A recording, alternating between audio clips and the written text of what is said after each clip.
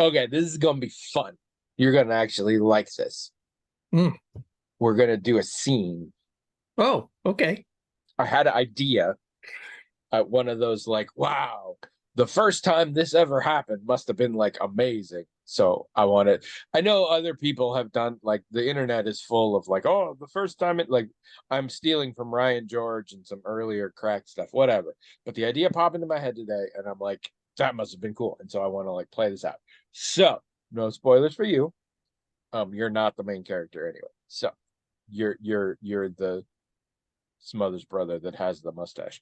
Um, but we are playing two prehistoric humans. Now, not like cave people. Like this is prehistory, like we've got textiles, we live in buildings, crap like that, probably that kind of vibe. Okay. All right. All right. Sure. What do you want your name to be? Um, Bill. Bill. All right. All right. All right. All right. Getting very method with it, I see. All right. Then I'll be Tony. How about? All right. Sure. So, hey, Bill, Yes, Tony. I discovered the coolest. I figured out the coolest thing. Oh, tell All me right. about it. So you probably don't remember. I mean, I don't remember this, but like, I don't know if your folks ever told you, like back in the day with meat, they just would like stick it on a stick and put it in the fire. And Yes. I mean, we do that every once in a while, like dad's birthday or whatever. But like, now we've gotten into like pots and like, how like Lucy, when she cuts open the meat and we take the fat part out and you use some of that and you put it in the pan Hmm. and then the meat goes in there and I think it's way better I think it's better too. Yeah. But yeah. And I don't know if you heard, but Lucy's I don't know what she got. The person that the person that knocked up Lucy that one time. That's why they have the kid. Oh. That Steve, that guy. He got an idea and he took a bunch of the fat Mm. from one of the oxes that we weren't using to haul stuff. Um and he melted it down and then he put the meat like in it, like submerged in it, and it was really good. Like he let it get really hot, and then he did that, and it's very tasty. I highly recommend you check it out. It uses up a lot of fat, but we can reuse it. We can just leave the fat sitting there for I'm sure ever, and it'll be fine. And you just heat it up again, whatever. Anyway, so the thing where Frank took the I don't even. It's complicated, but he takes the corn, he mushes it, and he mixes it with the water and all that, and then he put it in the pan, and you get the little. I think we're calling them cakes. Yeah.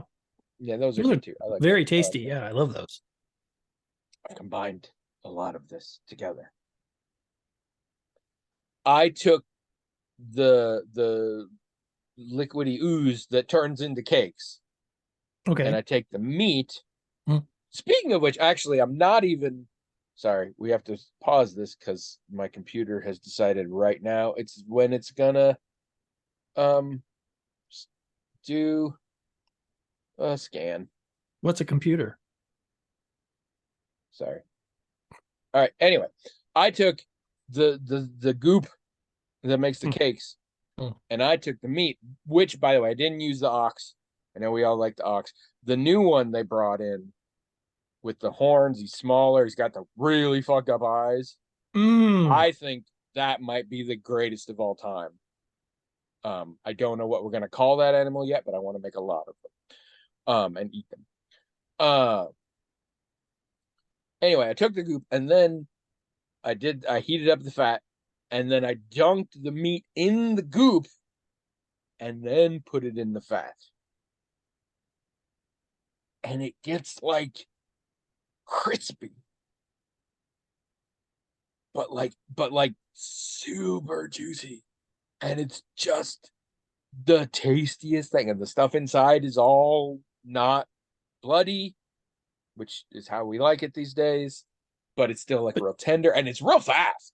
It wasn't in there for very long. So when fat turns into a liquid, like you're talking about when you melt it, it's like super hot. How does the stuff you put in there how does it not burn up? I don't know. You don't put it in too long. You can put it in too long and then it gets nasty. Oh, you have to.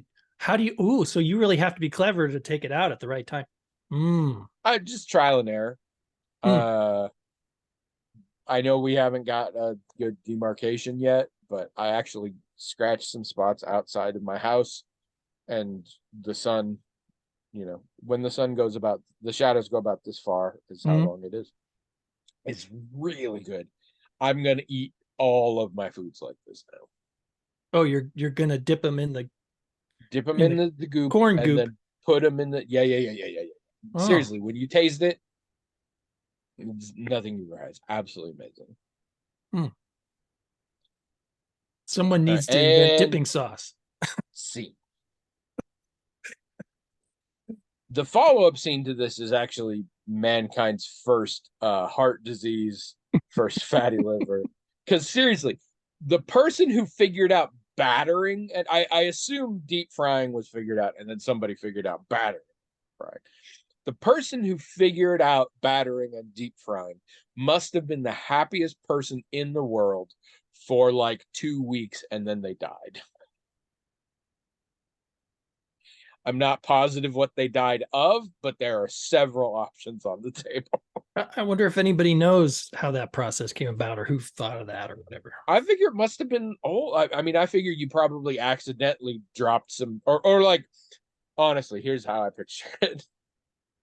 I picture the process very similar to what I have heard the process is for anyone who's ever bought a deep fryer, which is that you try it out and then you're like, what else can we put in here? And you basically deep fry everything in your home and figure out what you like. So at some point, somebody had bread or a cake or something and they deep fried it and they're like, this is awesome. And then somebody was like, what if we coated the outside of the meat with it? And then they're like, this is even more awesome. What do you think came first? Baking something like some meat inside of a carbohydrate or frying it inside?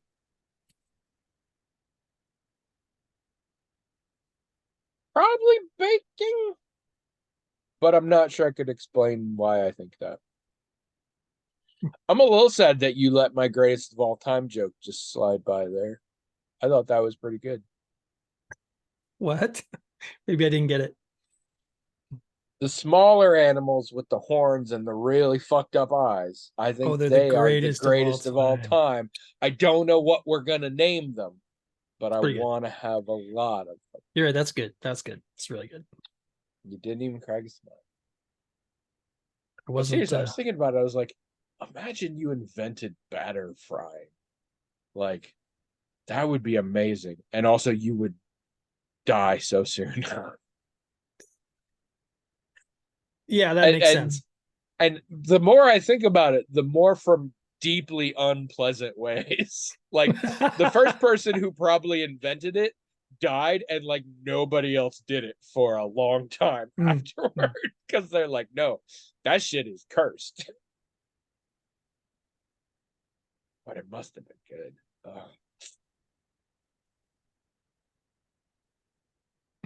Hello, everyone. Welcome to the Magical Talking Hat Podcast, the only podcast in the world that's not afraid to say the truth that everyone else is too scared to say. Namely, in mid-2008, actor Mickey Rourke and actress and comedian Jane Lynch did date for about 6 weeks. Nobody wants to talk about it. They both deny it, but it happened. It didn't happen. She's gay. He's Mickey Rourke. I'm Tony. And I'm William, and this is episode 655. 655. So even I think we're close to that one episode now. Yeah, we're pretty close. Not too long ago, Mabim Bam had their 666 episode. It was fine.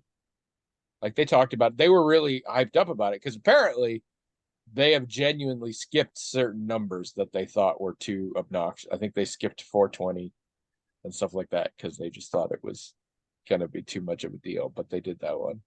Or Hmm. maybe they were joking about that. I don't know. Those boys have a very dry sense of humor sometimes. But they did 666. But yeah, it was just a couple of jokes up front. That was just a normal episode. Anyway, if you're just joining us, we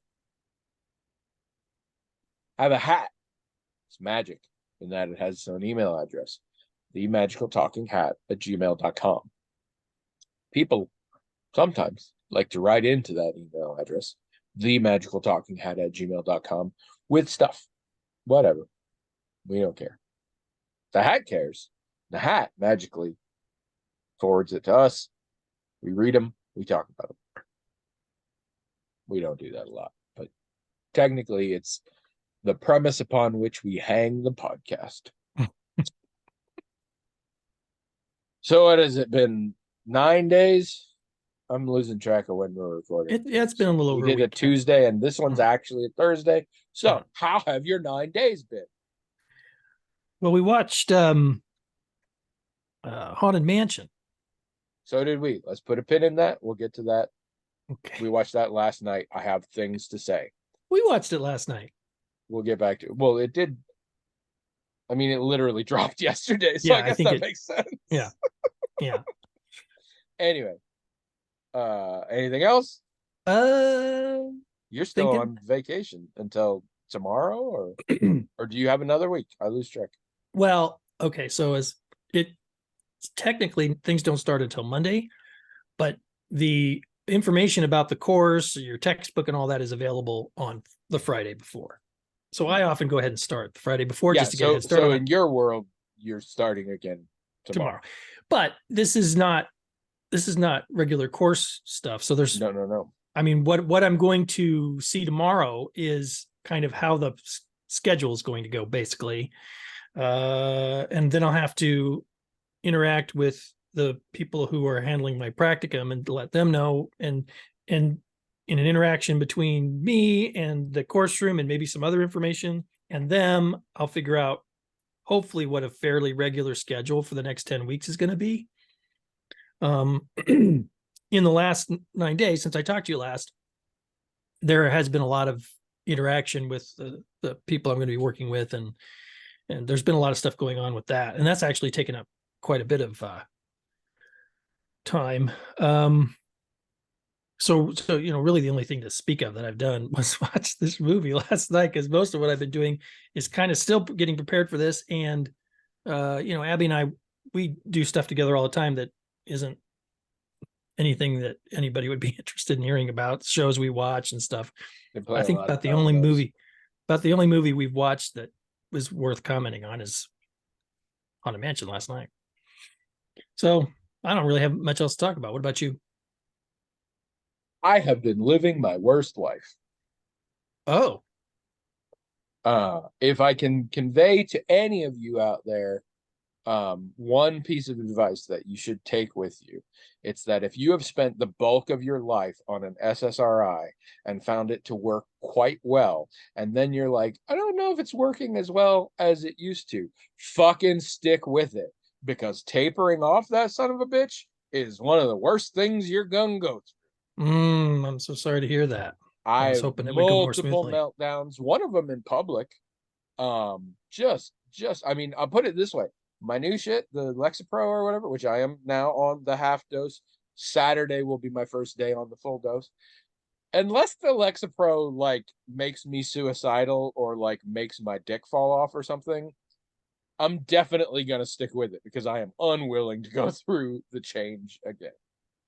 I mean, I don't know at this point. Maybe it'll be really awesome, but at this point, I find it hard to believe it will be so good that it will have been worth it. Oh, It's wow. just been awful. I'm so sorry to hear that. It's living back in the days of being unmedicated, which was crazy ass time in my life. Except now, I'm in a middle-aged body. So, So you don't anticipate when you're up to the dose that that it's actually going to be an improvement. You don't anticipate that, or I don't know. Um, the problem is there are variety of I believed it wasn't necessarily working as well because I was having more of these sort of swings and more anxiety and more depression. you know, I think it's a very hard thing to gauge for yourself unless it's a very drastic thing, and this was definitely not a drastic thing. And simultaneously, there are other factors at play that are also changing, mm, and it could have just been that. mm, mm, Um, in my head right now, which my head is not good right now, so don't take that word for it. I'm betting there's not going to be a lot of difference. mm. I'm betting it'll be which will be fine, but it will have rendered all of this kind of silly to have done. We'll see. We'll see. It's still early. Today is good so far, but I think today's good because nothing has gone wrong Oh, because that's how it works. That's how it worked before my medication days. Is it just takes one thing to go wrong and suddenly everything is going wrong in my brain. I hear you. And today it's gone pretty smooth, and it could have gone wrong. I had to take the car into the mechanic. It could have gone wrong. Didn't go Oh, wrong.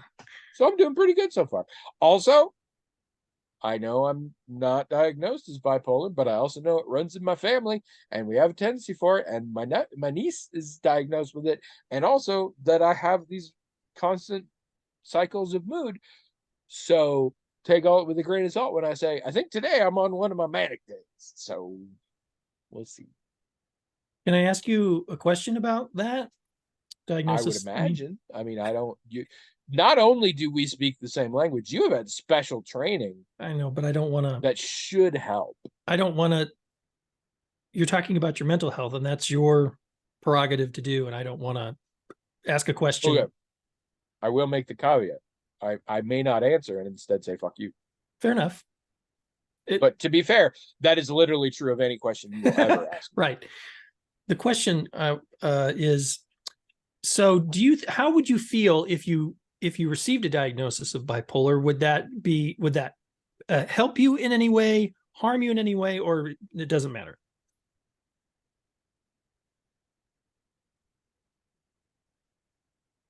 I mean I think the answer for me specifically is I don't think it would have a qualitative impact.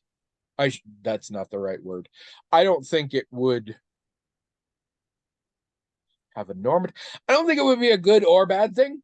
It would be a thing Okay. because I'm not in a position where I'm trying to get medical professionals to say I have bipolar, and that's the thing. People are like, I believe I have this condition, and all my healthcare professionals don't, and that's a problem for me. That's not where I am at all. I I definitely think my primary issue is anxiety. I also don't think I I'm not sure I have clinical depression, although I definitely have depressive episodes. Um, I also think there is a bit of an I mean there has to be something of an arbitrary boundary line. Like and generalized anxiety disorder is a diagnosis. Clinical depression is a diagnosis. Bipolar disorder is a diagnosis. They all have varying magnitudes and they also have a lot of overlapping symptoms. And Mm-hmm. so the point at which, oh, this guy's depressed, but this guy has anxiety and this guy has bipolar. Like there are definitely things, but a lot of it is sort of, are you more of this or are you more of this in your opinion kind of Yeah, yeah. thing. Well, And so I there's don't know. And also also people. a lot of these meds, not all of them, but a lot of these meds sort of treat all of them.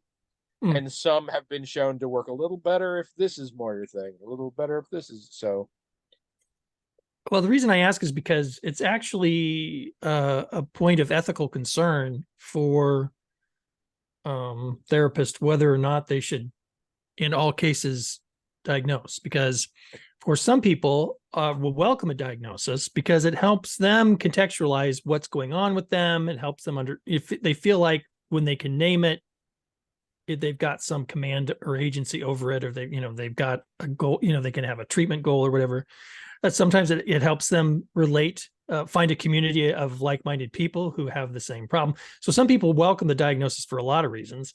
Yeah. And for other people, it's very stigmatizing, and it's going to cause them harm for you to do it, for you to diagnose them. And so it's like there's some ethical concerns about whether maybe you shouldn't do that, even if they have the symptoms, because of how society is going to respond and what the consequences will be. And of course, some people don't care either way, but so that's why I asked. I wanted to know. With that context, I can answer you much better. Oh, okay. Maybe I should have explained that up front. Outside of the ability to be prescribed certain medications to treat my mental health issues, I personally do not give a shit about what the diagnosis is. Well, okay. And in fact, I encourage other people. They're like, I'm trying really hard. And here's why. Because outside of medication, you can treat yourself for any condition at any time and see how it works. So I had a friend who they're like, I have ADHD and I cannot get a doctor to say it. And I'm like, that sucks, in that you need that diagnosis to get medication to help. However, you can just right now start doing things that people with ADHD do to help themselves. That's free. And also you can do it. And if you're like, this doesn't work for me, you can stop doing it. And this applies to so many things, including non-mental health things like being on the autism spectrum. Like, there are habits and techniques that people with autism use to help interact with the world better. And you can, if you're like, I wonder if I'm like that, you can try those out and see if they help you. And I'm here to tell you, there are a variety of techniques from a variety of diagnoses that I do make use of, because I read it one time and I was like, that sounds like that might help me in a situation. And so I tried it, and sometimes it did. And so the diagnosis to me is purely the stamp I need to get my drugs. Outside of that, I think personally, I find I mean, it's useful to talk about. I want people to know, like, I have an actual clinical mental illness.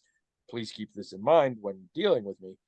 But outside of that, I think the diagnosis in some ways is almost harmful, because it's setting boundaries on me. And in terms of non-drug based treatments, the world should be my oyster. Like, I should try, I mean, as long as it's not a safety concern, I should try whatever if I think it's going to work, or if my therapist thinks it might work. So there are many therapists who they don't really like the diagnose and treat model in general. They think it's overly simplistic. They think it, for example, you were saying that it puts a boundary around people.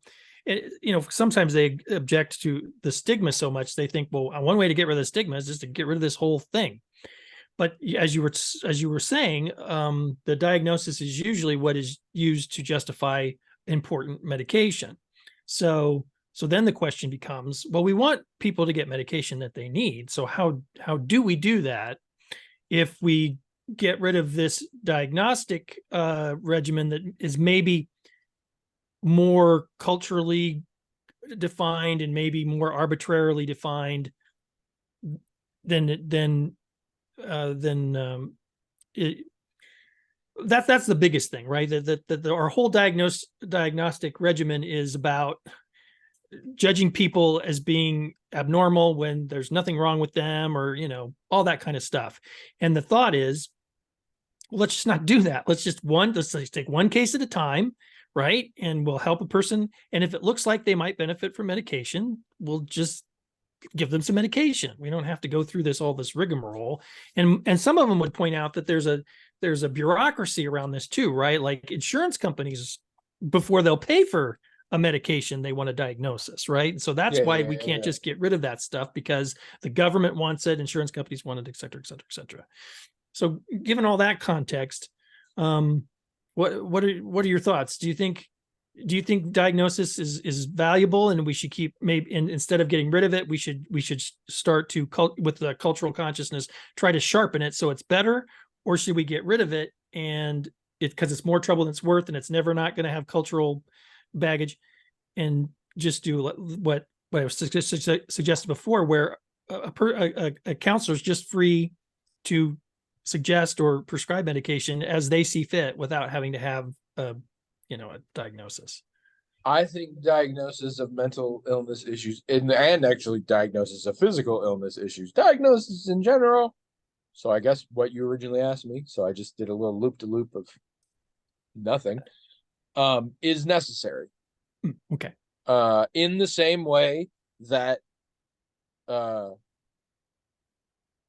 accessibility laws are necessary, in the same way that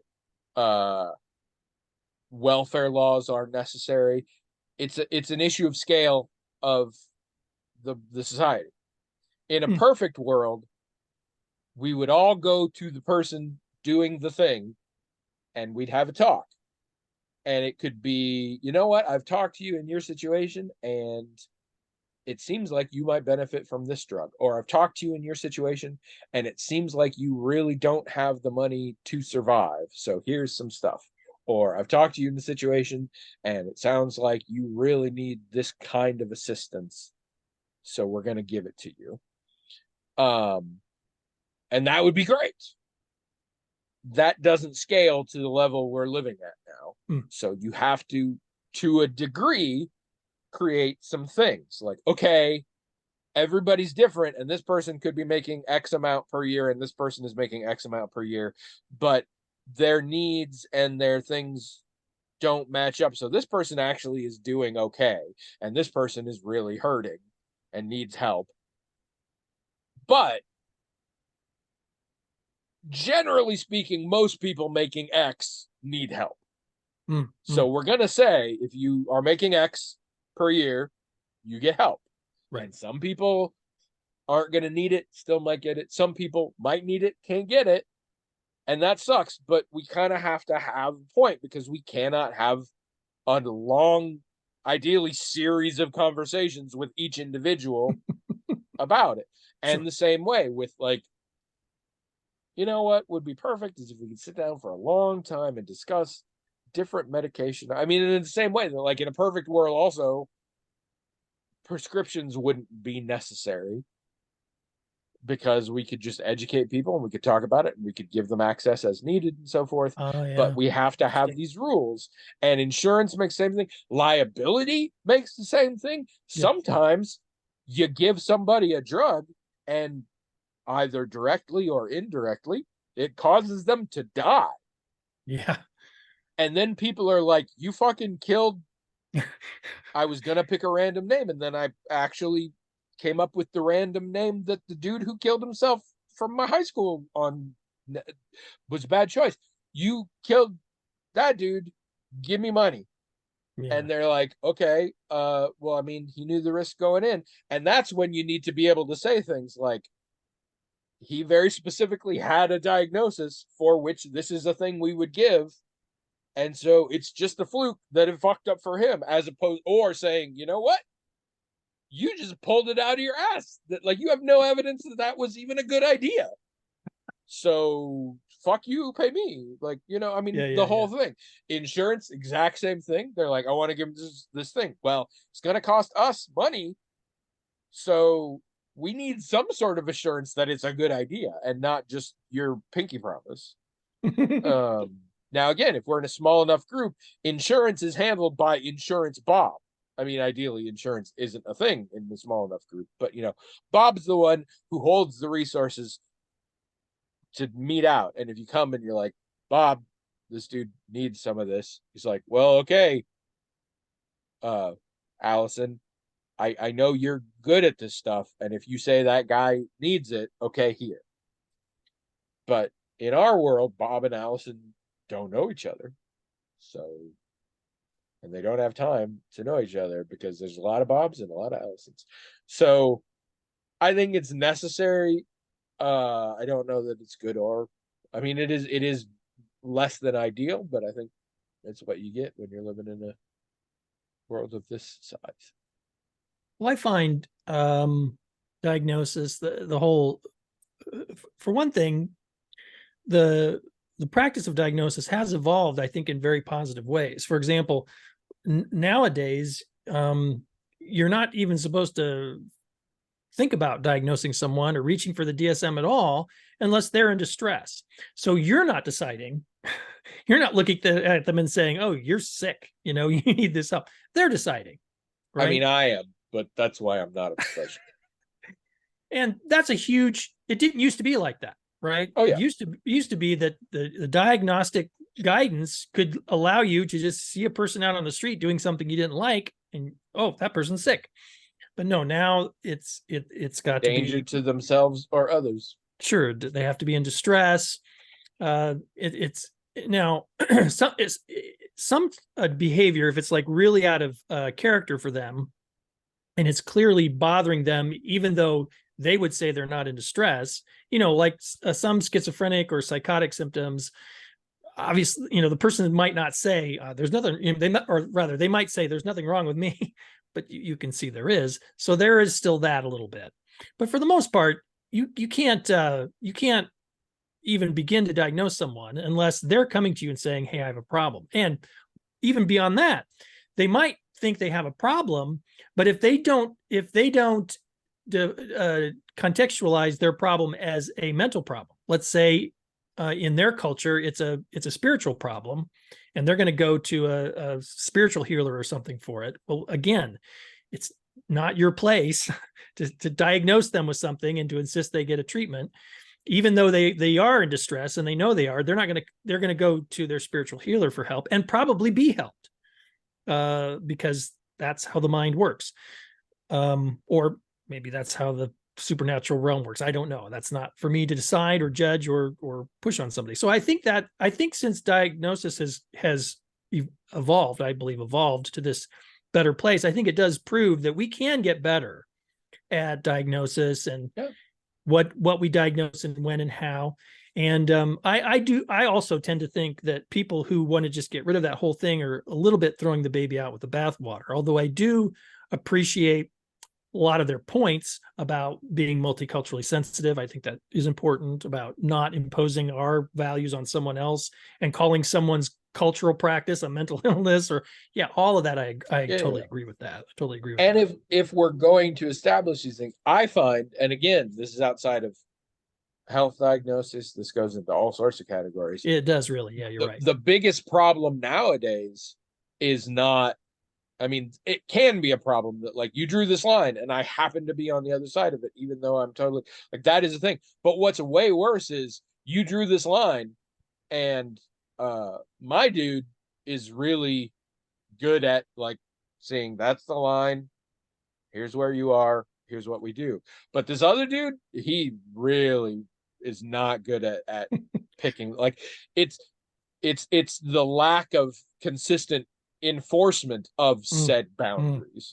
What I find much more often is not that like, oh, my doctor says I have this, but I don't really have it or whatever. It's much more, this doctor says this thing and that doctor says another thing, and Completely it involves giving me drugs. So they should be on the same page. And we literally have laws and things in place. We literally have pages for them to be on the same one of. So, like, in theory, this should be good. But yeah. Well, actually, I've been pretty impressed because I get to see not just how clinical mental health counselors do things, but how psychiatrists and psychologists and social workers. And not only are the social workers mostly on the same page and the psychologists and psychiatrists, but all of us who are in this profession are pretty much on the same page. Like all of our codes of ethics seem the same. A lot of the standards for how the best practices and standards are exactly the same. So, I mean, I think I think the people, all the stuff on the paper matches up. Yeah, like I'm you said, there are people. Pages.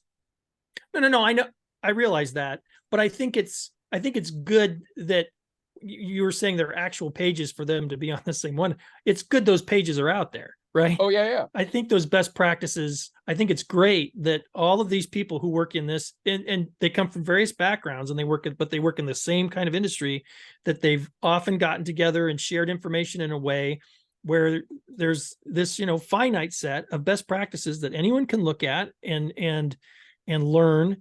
Now, as you say, there's still going to be great variation, and that could be a problem.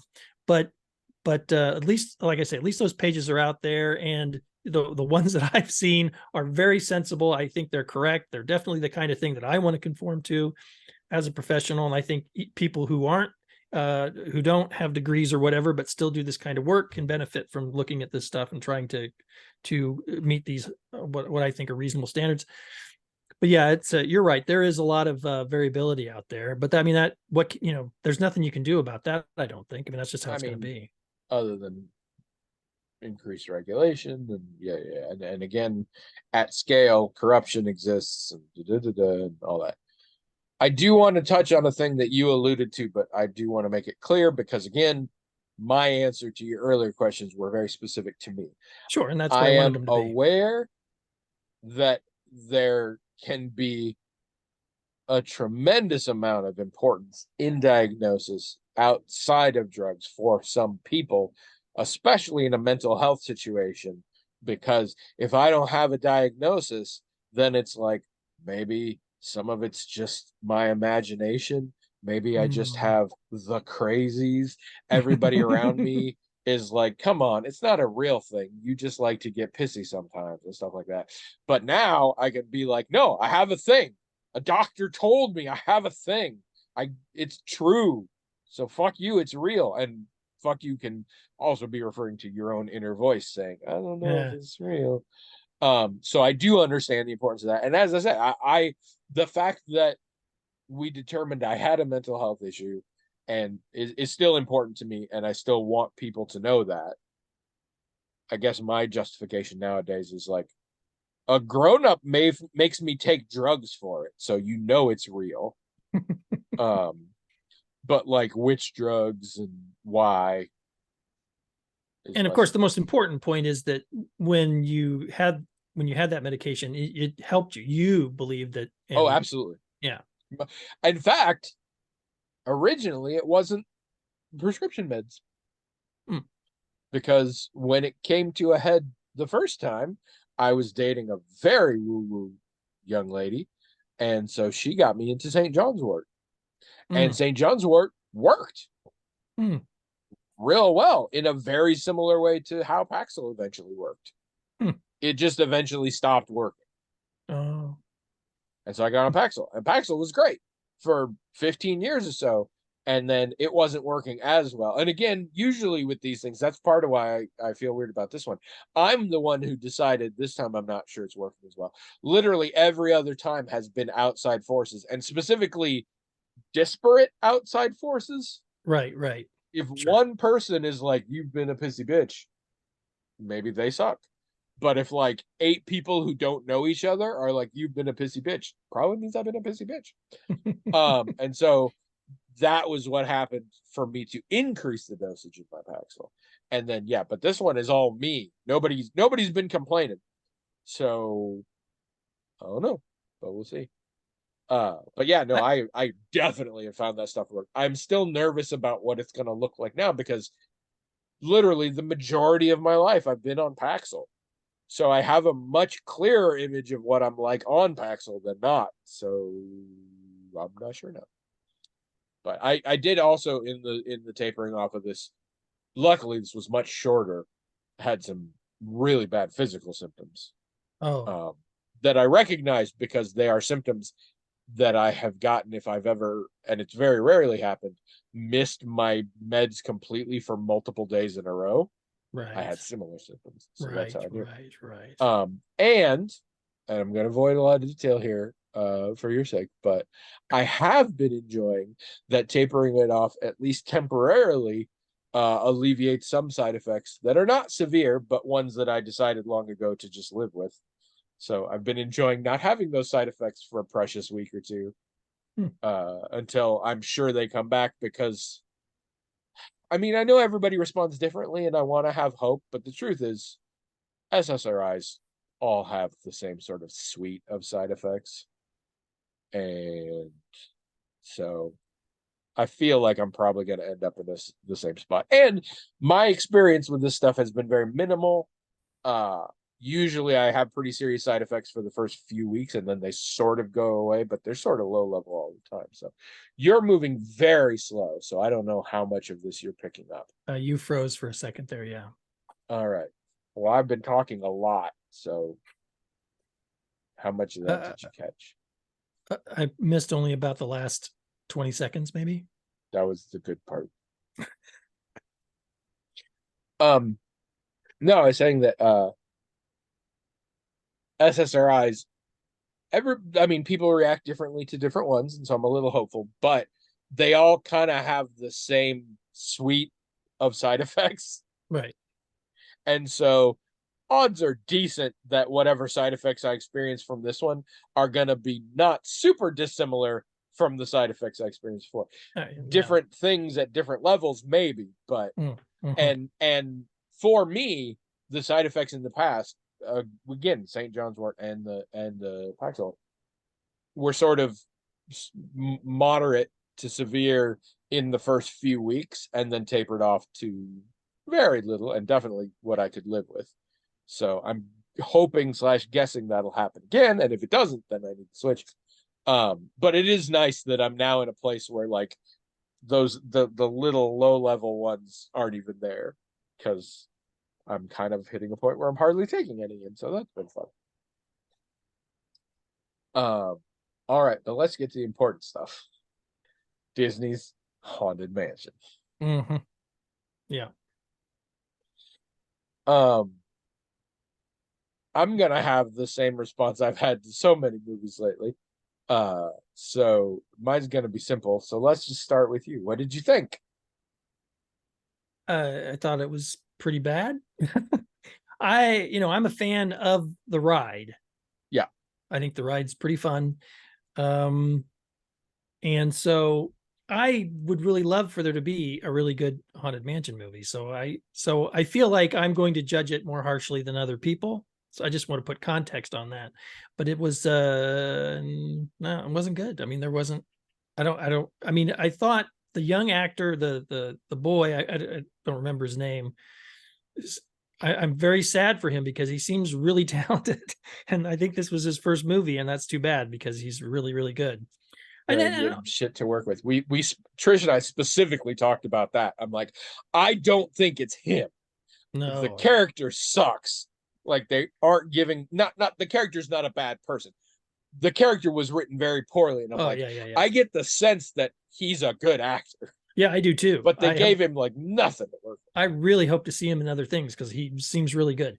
And to be fair, the rest of the cast, very talented cast, but just the script was just no good at all. And I did wonder if maybe a better script was written and then it was just directed and edited poorly. I don't know, but I wouldn't recommend it to anybody really. There's nothing redeemable in it, I don't think. I've seen worse movies, but I think I had hopes that this would be better, and it just. That'll get you. I didn't have a lot of hope. I do think I didn't dislike it as much as you, or as much as Trish. Here's the capsule review. It's a Red Notice. It's another Red Notice. It did feel that way, yeah. Absolutely. Yeah. They're like, we're gonna hire really popular, well-known, good actors. Okay, good is sometimes a stretch, but in this case, I deeply love and admire basically every non-Owen Wilson actor in this film. Even the really short cameos, and there are some mind-bogglingly short and pointless cameos. Yeah. We had Winona Ryder is in this movie performing a role, and I have never said this about any professional role in my life, I could do at the same level. Not because I'm as good as Winona Ryder. I am not. But because that is how little effort this role took. Oh, yeah. Trish thinks the same is true of Dan Levy. And to be fair, he had like 2 lines. Yeah. but I still feel like he gave a little of himself in there. But Winona Ryder could have been a bot. I mean, Maybe she was. Maybe there was a they deep didn't fake. need I don't to, know. but I really admire it. But it's they're like, we're gonna get a bunch of big name actors, we're gonna throw a shit ton of movie at it. I mean, movie money at it. We're gonna just piss rain down CGI over everything, and people will watch it. And I don't think they're wrong. Um, no, script was a disaster. It's the kind of movie that if it wasn't these people, I mean, first of all, if it wasn't this cast, I probably wouldn't have bothered to check it out. But Hmm. also, if it wasn't this cast, I would have hated it. And I didn't hate it. I was mildly entertained. Hmm. It was longer than it I wanted it to be. Although to be fair, we thought about it, like we talked a lot about it afterward. Not in a good way. There was a lot of stuff that it needed more of, uh, and a lot of stuff it needed less of. So 2 hours might have been an appropriate length if they had just prioritized better. That's what I think too. That's what I think too. Um, it probably was visually cooler on a big screen. It wasn't visually bad. Some of it was kind of cool, but it again just the most CGI. And you know, it's a haunted mansion movie. You kind of need that, but you didn't need as much of it or as blatant of it. Um, there were it was only mildly offensive, but it was offensive a couple of times. Including words that came out of Lakeith Stanfield's mouth. There are like one or two lines from this that I'm like, Lakeith Stanfield is arguably my favorite actor working today. Oh, I love him. I do not consider. I have only ever seen, I guess now, two performances that I did not consider absolutely stellar. One was this, and one was before I sort of knew who he was. He was in the live action adaptation of Death Note. And as somebody who didn't watch the anime, I still thought that movie sucked. And his was a pointless character that anybody could have done that part. I didn't give a shit. It wasn't that great, but there was nothing to work with. Whatever. Everything else I've seen that man do is fucking amazing. I adore him. He uttered words that I don't care how much he was paid. I lost some respect for him for the fact that he was willing to say it and have it filmed and put on the screen. just as a side note, have you seen Changeling? He's in that. There are so many movies named Changeling. Oh, this is a series. Um, it's a new series. No, I haven't heard of this. Yeah, he's pretty good in it. You should maybe look it up. I think it's not it's Right. pretty good. It's pretty good. I didn't mean to interrupt you, but I didn't know if you'd seen him in No, that. because I love him. If he's in something, I want to see it. Yeah, I think he's And really good in he's this. even been in movies that I didn't think were very good, but I still loved him in it. Yeah. The Harder They Fall was a huge heartbreaker of a film. The Harder They Fall was so excited for it. It has amazing people in it. They give amazing performances. It's just not that interesting. It's kind of a Red Notice also. It's just a Red Notice that cast a whole bunch of black people, so I was very excited. But yeah, I'm just gonna say it because I'm really bothered by this. There's a point in this movie where he is sort of panically, there's a ghost going on, and he is giving a sort of panic, trying to placate the ghost thing.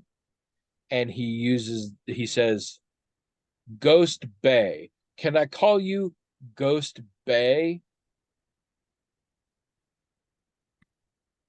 And I was just like, that's the worst thing that's ever come out of your mouth. And it's a female ghost, right? It's like a Yeah, it was a female ghost. Yeah. Um, because that's part of it a little bit. it's just dumb. It's just dumb and I sort agree. of, and also like It was weird for sure. offensive in the way that like if his character had been a white guy, they never would have had him say that line. I am confident. And they're Mm, a weird.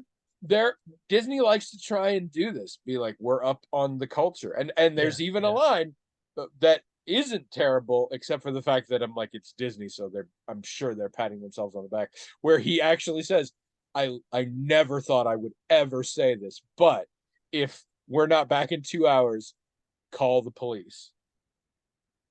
And I'm like, see, you can make a nod to the politics, but you didn't technically say anything that could get you in trouble if they asked you later.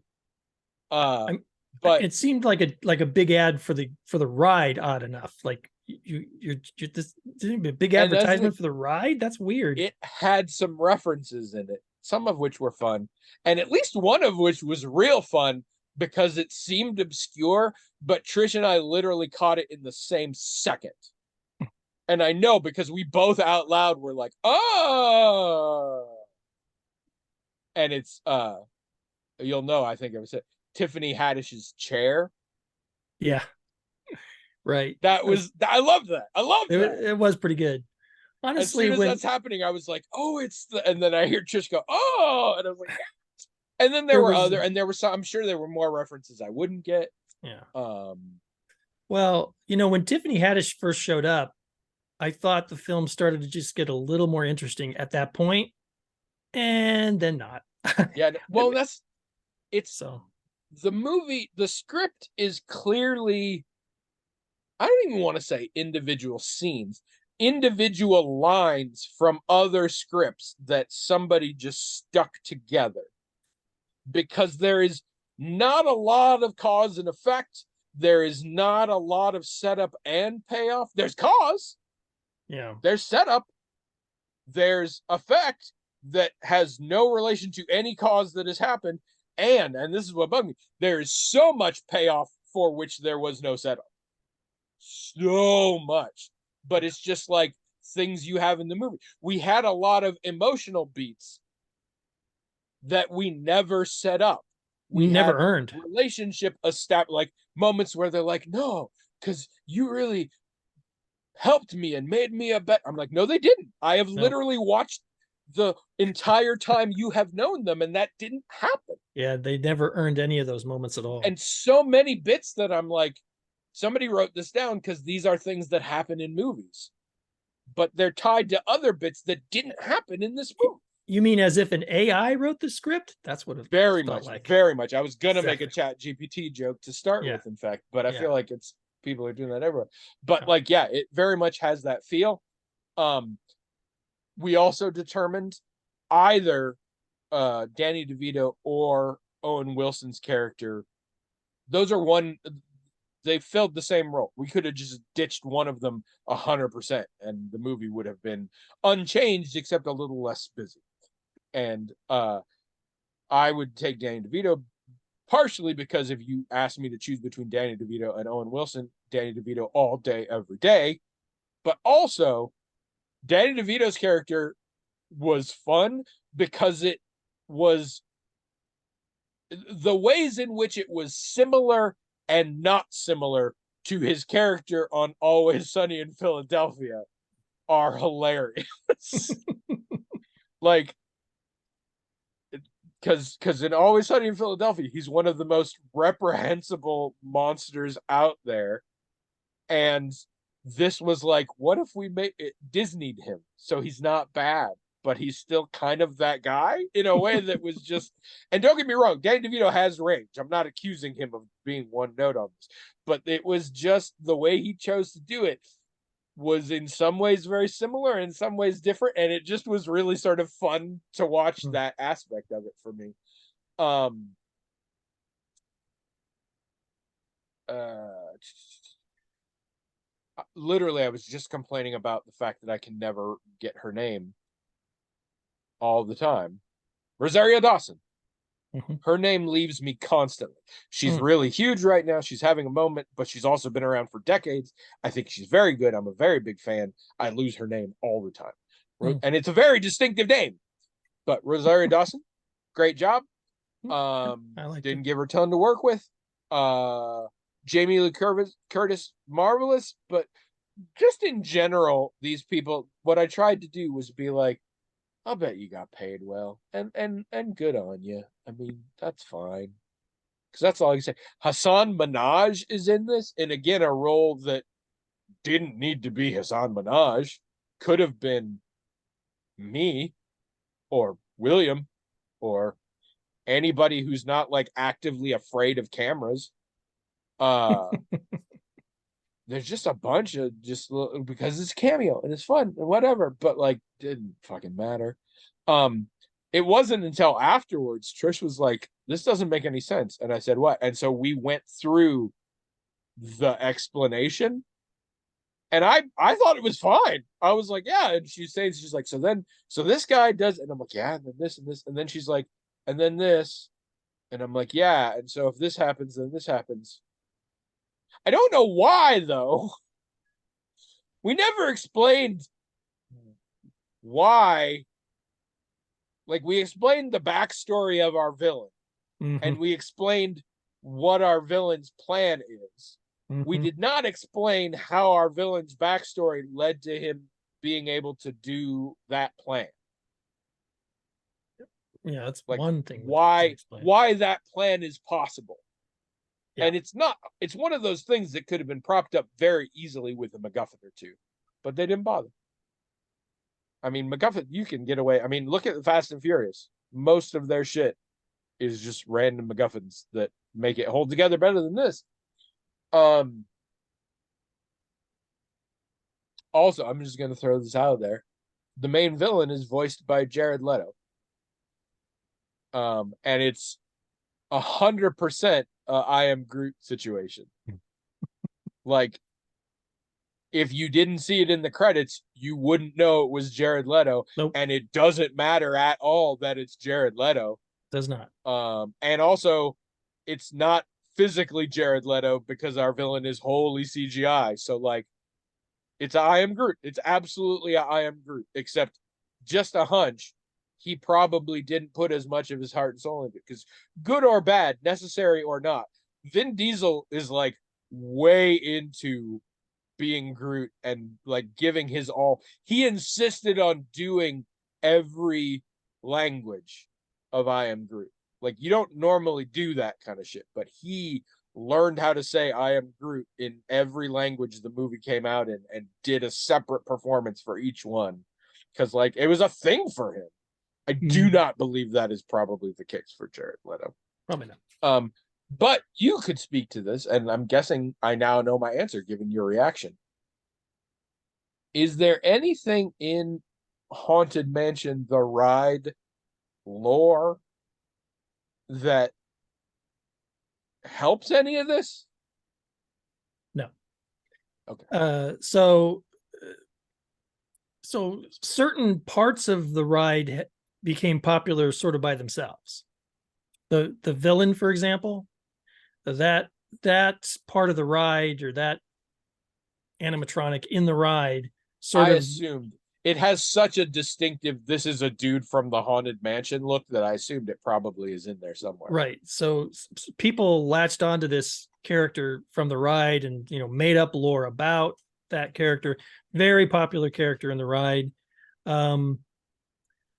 And, you know, some of the other things they showed directly from the ride only had enough story. I mean, they didn't develop any of those characters in the movie. They only had enough story that you get from the ride. Right. So, you know, if any of the stuff in the film relates to any of the earlier written lore, or the lore that they kind of put together for the ride, it's just coincidental. Whatever you get from the ride itself, and maybe some from things fans of the ride have made up, that's in the movie. But I don't think any reference is made to anything that like the Imagineers would have put together beforehand or talked about beforehand or anything like that.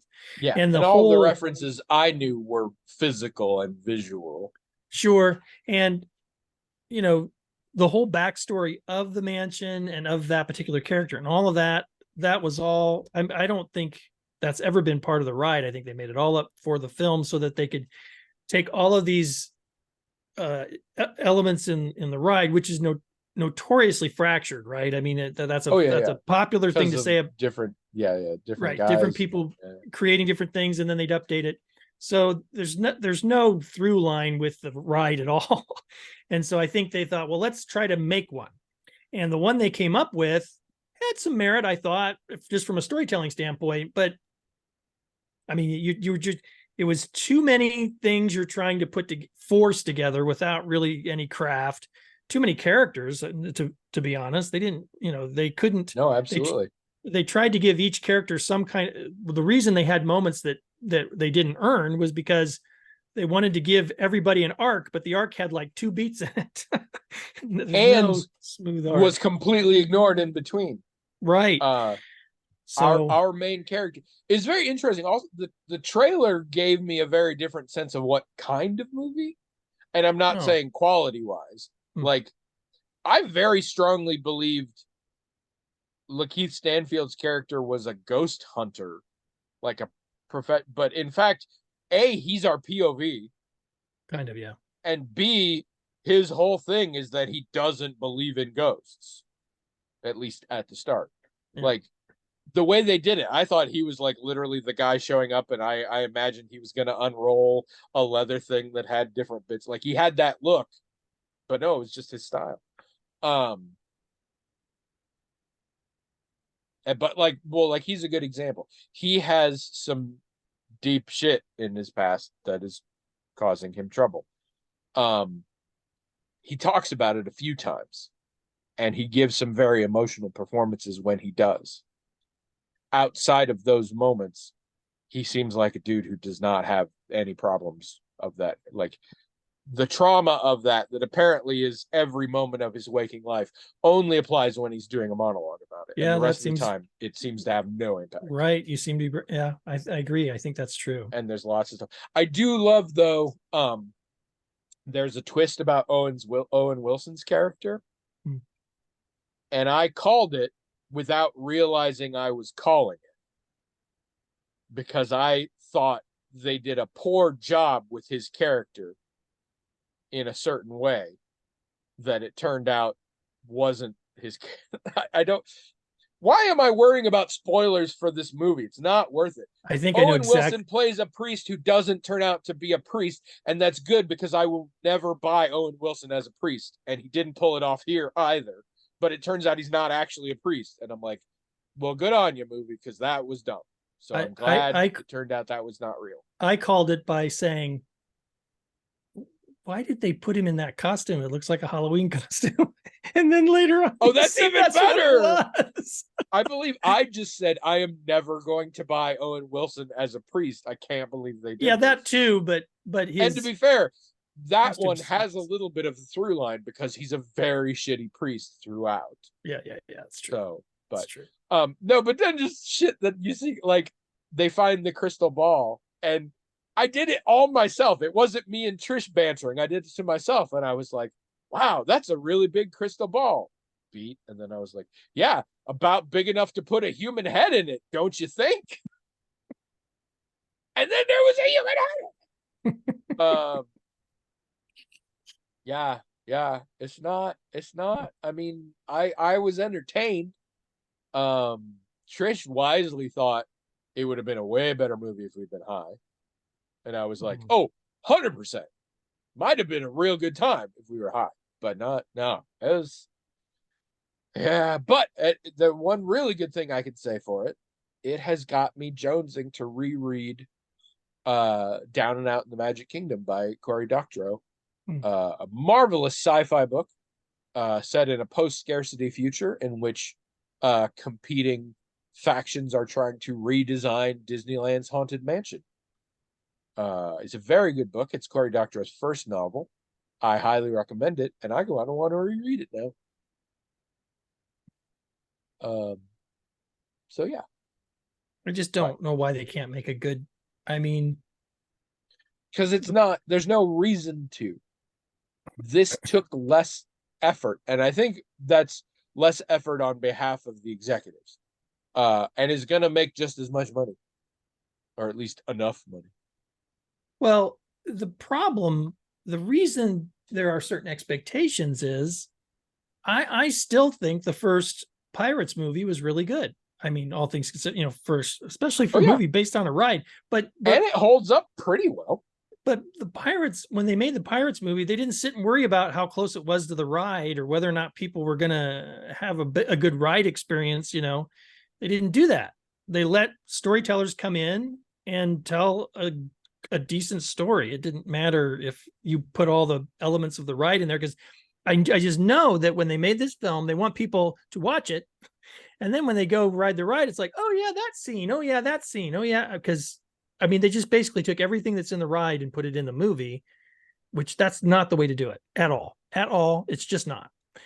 And it was going to be a disaster from go if that was what their idea was. But Well, the prevailing theory, and to be fair, there's a lot of evidence to back this up, is that the best marketing tool you have these days is nostalgia and references. And I the mean, I guess that's dopamine hits true. that go off where people are like, I know that thing. And to be fair, those were the funnest parts for me, which speaks to how bad the movie was. But the parts where I was like, oh, that's the thing from the thing. Yeah. And I mean, then they do it. Uh that's how the new Spider-Man did. That's how the new Flash did. I mean, it's like, oh, remember this guy? He's back for no reason. And everybody's like, oh, I remember that guy. And to a degree, that's why sequels and reboots are the thing. And it's also why I'm tired of them. And I don't want even the best movies out there. I'm like, And let's not have another one. it's Let's also just do the one. why if you don't, it, it's also why this is what an AI movie would look like. It is exactly what an AI movie would Yeah. look like. Exactly. But in the counterpoint, let me talk to you about a movie that is probably worse than this one, but I do recommend it because it's fun. And in fact, I saw it a couple of weeks ago and I forgot to put it on my list. Oh, So I didn't talk about it. all But right. Trish found it a while ago and it had the wildest trailer. So it was on our radar and it's on Hulu if people want the Hulu. It's called The Devil Conspiracy. Ooh. And it's nuts. Um, I think I actually read some reviews on it, and I think I'm one of the best ways to sum this up. But unfortunately, I can't promise you because I never saw these movies. But somebody said basically, if you wanted biblical mythology and horror done with the level of care that the National Treasure movies take with American history, Oh like wow. this is a movie about Lucifer and the Archangel Michael, and it makes no sense if you've ever heard of either of those characters before. Okay. Like, it's crazy. Um, and it's, I mean, I don't even know. I'm trying to give the premise exactly. So Satanists um have a plan to bring about to bring Lucifer back to Earth that involves the Shroud of Turin. And when they go get it, they kill a priest, and the priest prays to the Archangel Michael. And so the Archangel Michael possesses his body and goes around fixing things. He's not the main character. The main character is a woman who didn't really believe in all this, but then she's kidnapped by the Satanists for part of their plans, and hijinks ensue. It is very much an action horror film, um, but it's just silly, like not on purpose, but like nothing anybody does makes any sense. Um, like we actually see the Archangel Michael take Lucifer to hell in the beginning, and Lucifer is chained to a rock because they put chains on him, and then Michael stuck his sword in a rock that like holds the chain in place, and Lucifer can't pull it out. And this isn't too, I mean, it's a little weird because I'm like, isn't he going to need that? But it's weird because it becomes a big plot point that Michael needs his sword in other things later. And I'm like, you spent thousands of years with it stuck in there. And also, as the story progresses, we have a point in the plot at which nothing happens, and suddenly Lucifer can pull the chains at the sword out. But he can't leave, so nothing really changed, but it was a big deal. Also, in that opening scene where Lucifer gets dragged down there, Lucifer says, "Release me." And Michael's like, "Say you're sorry and come back and be nice." Say you're sorry. That's not how he says it. But he literally is like, if you say you're sorry and come back and be a good angel, okay. And Lucifer's like, I think Lucifer literally says, better to rule in hell than be a slave in heaven. And I'm like, you've been here for 5 minutes. You're chained to a rock. What are you talking about? But like, every single line in that conversation makes no sense. Also, we are introduced to our atheist female protagonist, who is arguably our POV for this, because she is in Italy studying art history, and she goes to talk to her professor, who has denied her thesis topic. And her thesis topic is that all the great artists of the Renaissance who made all the religious stuff didn't actually believe in God and the devil. She offers no evidence that I know of for this. And in case you missed it the first time, she's an art history major. Why would this be an art history topic? And how would you prove it unless you had writings where Michelangelo was like, yeah, we know this is bullshit, right? And there's no evidence in this movie that that is the case. Also, we have two primary tent poles of the bad guys, and one is this scary monster dude who actually has some, if not scriptural, like apocryphal evidence. I looked him up later. He doesn't have a real name. He has like a title, but it's a real thing from, I think, the Apocrypha or whatever. And the other one, who is named Liz. And like, she's old and she's scary and she does badass stuff. And her name is Liz. And I don't know who she is. And we never find out. Like, at first I was like, oh, she's secretly a demon. And then later I'm like, no, I think she's a person. And we keep doing it like, you can call me Liz. But like, we never find out if that's a pseudonym or short for something. She's just Liz. So I don't know why she's Liz, or even while she's there, like, she acts like she's like a supernatural evil thing, but she might just be an old lady who like managed to be the longest living Satanist. So she got a seniority promotion kind of thing. I don't know. And she doesn't even get a last name. Like, her name, she's a major character in this movie. And her name is Liz. Also, I mean, just so many things about our heroine, our female lead, goes into the thing that has the Shroud of Turin, and she goes to look at this really cool sculpture. That's one of those, you know how movies like to have a piece of art that coincidentally looks exactly like a thing that's also in the movie. The classic one is, I inherited this house and here's my great great grandmother, and she looks exactly like I do. But this one is a sculpture that somebody did of Michael putting down Lucifer, and it looks an awful lot like what we saw in the beginning. But anyway, she spends hours sketching this. It's not that complicated.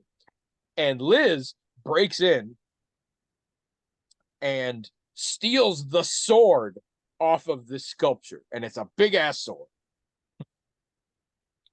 She does use it to help steal the Shroud of Turin, which is the point, but like she uses it in a way that she could have used any piece of long metal.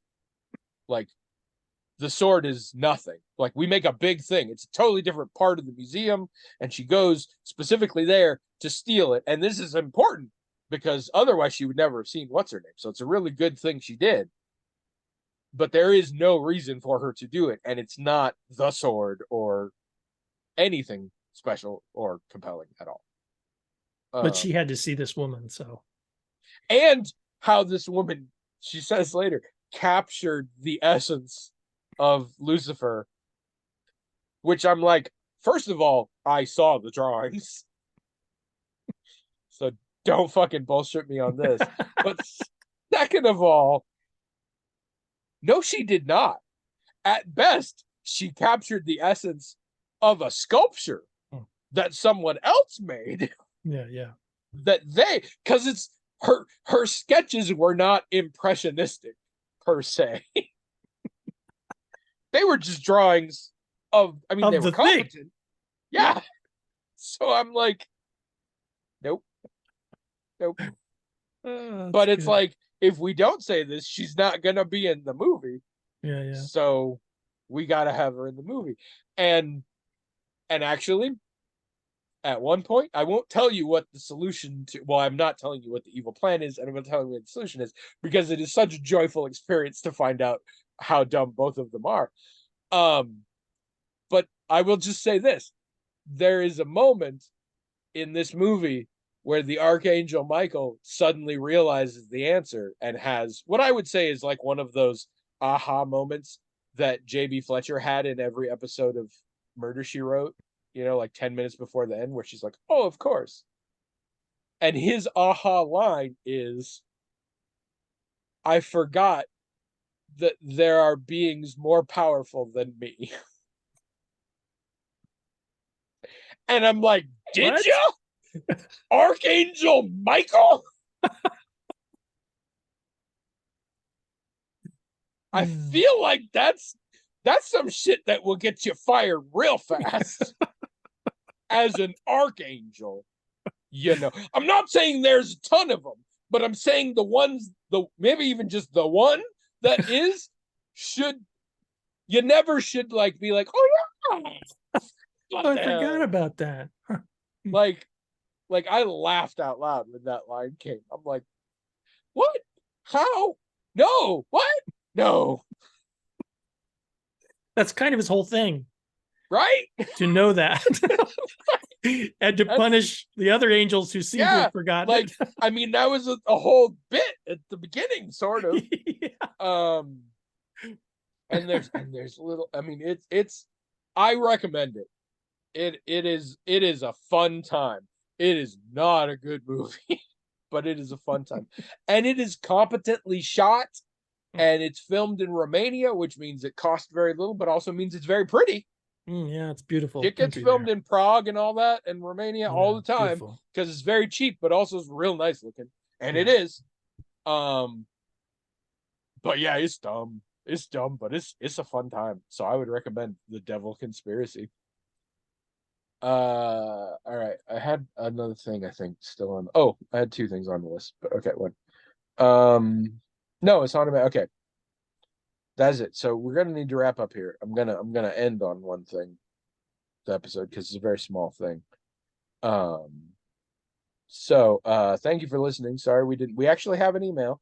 We didn't get to it because, I mean, it's mostly the fault of mental health and the Haunted Mansion, which is fair. I find most things in life can be blamed on one of those. Probably. Now, if I was clever, I'd come up with some sort of synergy term to make the title, like the Haunted Mind or Mental Mansion. Then we're just gonna go big enough for a human head. That seems like a fair emblem from the episode. But please listen again next week, because why else are we doing this? Don't answer that. Please write in themagicaltalkinghead@gmail.com. It's always weird to say that on an episode where we didn't get to it in email, but we really want and need those emails, so please do it. Also take care of your mental health. Don't listen to anything we've said, because I'm a fuckwit and William's not officially anything yet, so you can't trust him for at least 10 more weeks. Although if it was me, I wouldn't trust him. I haven't been trusting William for years, and it's served me well so far. Also, go to the blog, Magical Talking Hat. Have you seen any of these movies? What are your thoughts on them? Do you have any mental health stuff? I feel like we got into some cool discussion there that could continue on the blog. Go to Aether Theater, grab William's things. Sorry, aethertheater.gov. And go to smashwords.com and grab my book. It's called Odd Wings. And listen next week. All right, I'm gonna end on something very depressing. Oh, how fun. Yeah. Just realized the other day. So I'm in a store. I don't want to name drop because I can't remember which store it was. So, but I was in a store and it was playing music, and they played Land of Confusion, the original. That's Genesis. It's not. It wasn't Phil Collins solo. That was the Genesis one. I I think. don't remember. I think it was think it Genesis, yeah, was. because that was Yeah. with the puppets and stuff in the video. Yeah, and I think the whole yeah. band The was puppets involved and all there. that. Yeah. I think Yeah. so. Yeah, you're right. Because they had puppet versions of Peter Gabriel and shit like that. And the rest, yeah. Great video, great song, still slaps. No notes, but it was somewhere in the 80s. We got to specify here. Genesis. It was shortly before Genesis broke up. So I think Reagan was president because he's in the video. oh, definitely, too, right? because he's a factor in there. Yeah, so it was somewhere between 1980 and 1988. And we all need to remember the last verse of that song, in which Phil Collins sings, "I won't be coming home tonight. My generation will put it right. We're not just making promises that we know we'll never keep." And I'm like, y'all are arguably the most famous generation for doing exactly that. Yeah, you're right. Like, that is generations depressing. before you may have been worse about it, but it wasn't as obvious or well known or publicized. So yeah, Land of Confusion is officially a lie, and nothing in this world is good.